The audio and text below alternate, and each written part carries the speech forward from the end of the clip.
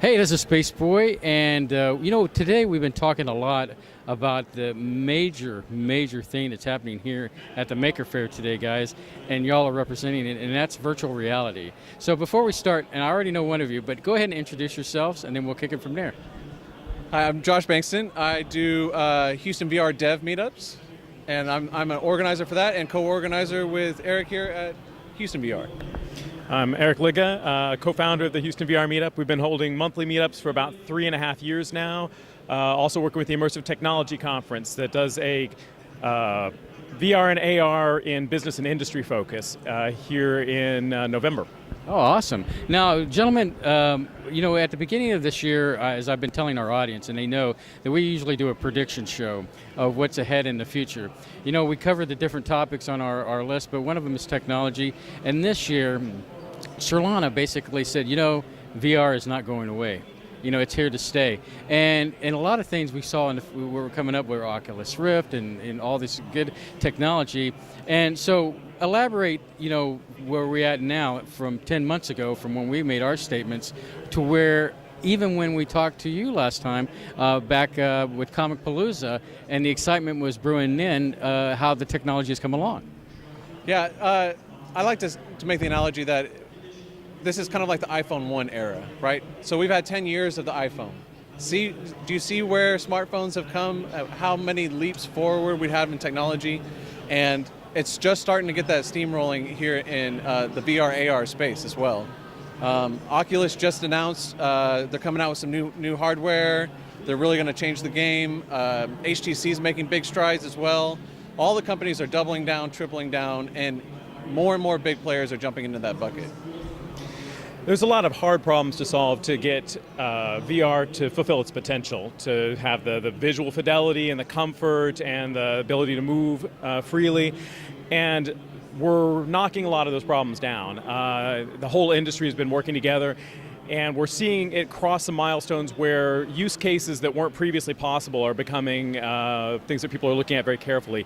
In a lot of the different industries, in medicine, in oil and gas training, in architecture, education, you're seeing them say, okay, well, this is suddenly a lot less expensive than it was and a lot better than it was. What are the new use cases? And they're in the process of figuring those out and running with them. And it's an exciting time to be in the field. There was a really fun new thing we got to try recently when we went to San Francisco for Oculus Connect. We actually got to get in a fireman's jacket that heated up when you got close to fire in VR, and you had an actual nozzle with an HTC puck tracker on it, and when you pulled it back to release the water, you had back pressure.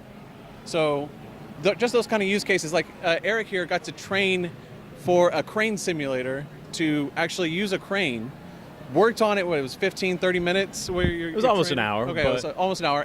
But then he got to go and transition and actually use and operate a real crane. Oh, wow. Yeah, it was really amazing. The stuff translated one-to-one. It was an exact translation. And I mean, with what's a company called ITI, they've got it set up. You've got the laptop, you've got the tracking camera, and you've got the 4 joysticks, which they can swap out to match whichever model crane you're training for. And they can simulate things in there that would be dangerous or difficult to simulate otherwise, like a chain breaking or high winds or one of the supports sinking down to the soil. And the traditional crane simulators, which have more limitations to them, they cost over $100,000 to take up the size of a room. This is something they can put in a Pelican case and fly wherever they're going, set up a room full of 6 of them and run people through it. And it's extremely effective. They're even talking with the industry about potentially allowing people to certify to operate a crane from within VR. So it's really amazing stuff.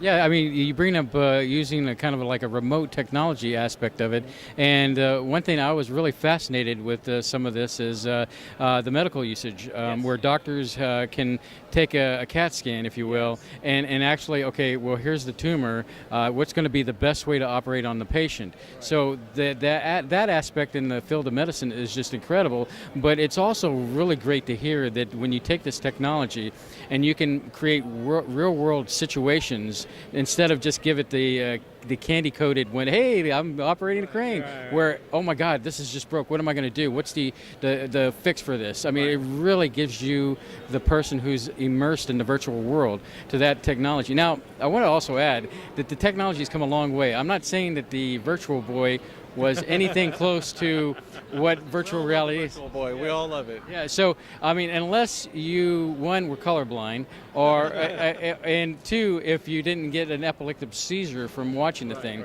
and I had really kind of high hopes for when that was being announced, but like I said, it's not VR, but it kind of was kind of like, okay, this is kind of a doorway, but to what could be VR. But then, and at that time when VR started coming along, you had the bulky equipment and everything, and very difficult. I mean, NASA's been working on this for 4 decades. I mean, they were one of the really big pioneers in the industry.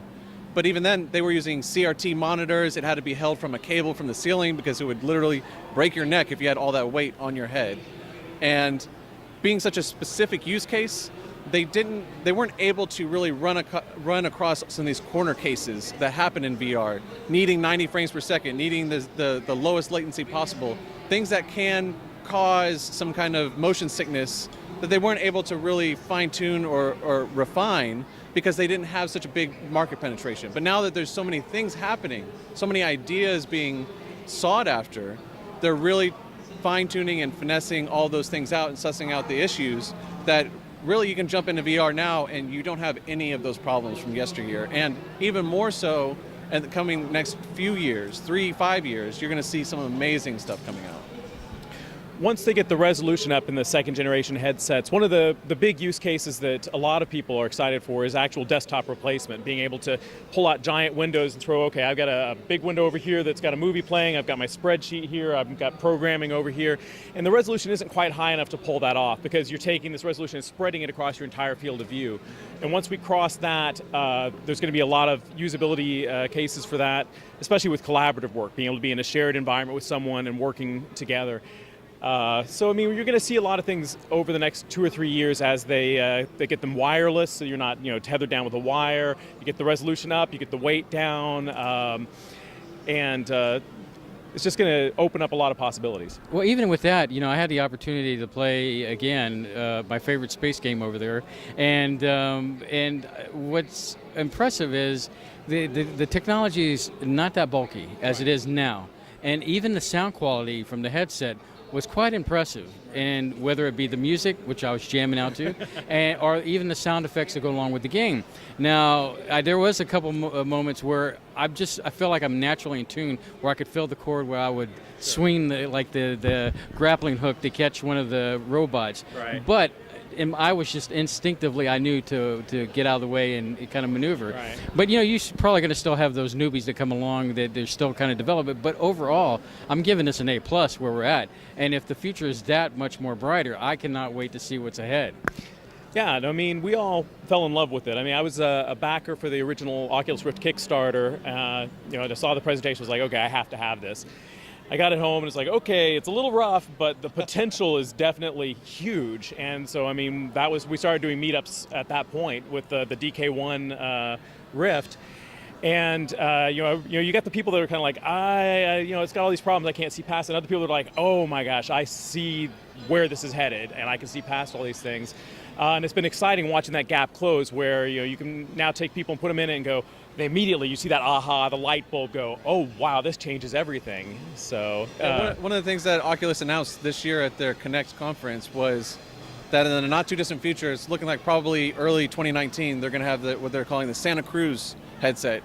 That's full motion controller tracked and full headset like the Rift or like the Vive, but untethered.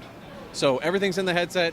You have no cord bothering you. You can just move around in your space freely and do whatever your mind can imagine, really. I like to say, if the sky's the limit in virtual reality, we just invent a new sky. Now, I was going to ask, because you bring up a good, interesting question here, is that wireless. Yes. Going wireless means that you have to have an onboard power supply of some kind, and in the past, that has usually added bulk to the headset. Right. So what are we looking at now? I mean, with technology growing smaller and smaller, the power consumption must seem to be going down with it. Yeah, right. So what are we looking down the road with these virtual reality sets? Well, with the there's a TP-Cast add-on right now for the HTC Vive that allows you to go wireless, and it has a small battery pack that can go at the back of your head and actually kind of counterbalances the weight from the front. But if you need a longer charge without having to swap batteries, they've got a belt pack, and you can just clip it onto the belt.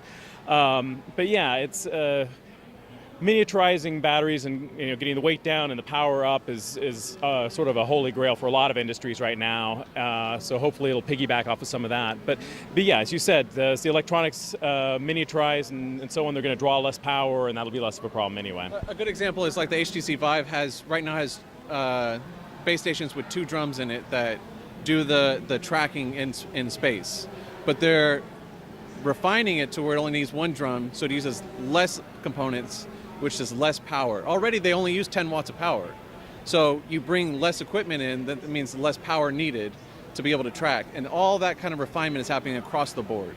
So yes, there definitely needs to be a lot more work done that are done by much smarter engineers than I even come close to, but it's coming, and it's coming sooner rather than later. Well, this sounds great, guys, and like I said, when we did our prediction show, Solana was right on the mark when, with the Oculus Rift and virtual reality. And even going back, it's always been, as kids, we've looked forward to the future and seeing certain things, and like, we can take Star Trek, for example, like when they came out with phones that were flipped, or even floppy disk, when they were using on the original series. Automatic sliding doors, or if you go to next gen, you had the pads, which now iPads. So it's just a matter of time. Because I feel like as long as there's that Trek element and there's a kid that's out there that's buried into the sci-fi thing, there's going to be something. I'm just waiting for the 7 chevron to lock so that I can make it to the next world. But guys, yeah, Stargate reference, yeah. So as I always tell any guest that comes on our show, plug. Let us know where we can reach you, where we can find you.